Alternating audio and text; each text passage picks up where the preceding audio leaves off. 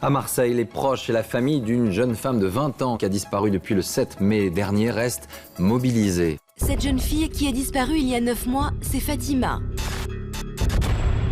Mehdi, son petit ami, était avec elle quelques minutes avant sa disparition. Il l'a laissée à 30 mètres du lieu de son rendez-vous. C'est là qu'elle a disparu. C'est à cet endroit précis que Fatima avait rendez-vous pour son babysitting. Moi, je sais que j'étais à quelques mètres là, à la sortie du métro.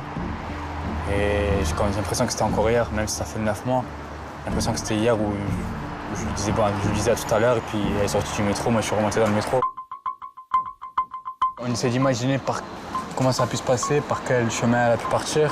Peut-être par là, peut-être sur la droite, peut-être tout droit. 2 heures après l'avoir quittée, Mehdi reçoit un SMS émis du portable de Fatima. J'ai rencontré une ancienne copine. Je serai de retour ce week-end. Bébé. Mehdi commence à se poser des questions. Ce message sonne faux, ce ne sont pas les mots de sa petite amie. Ce qui m'a semblé bizarre, c'est de donner des nouvelles de ce genre par texto.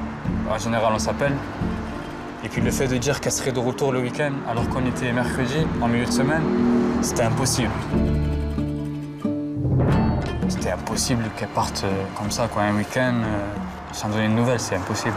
Mehdi avait raison de s'inquiéter. Il n'a jamais revu Fatima. Il y a une chose qui est sûre et certaine dans cette affaire, c'est que c'est pas une disparition volontaire.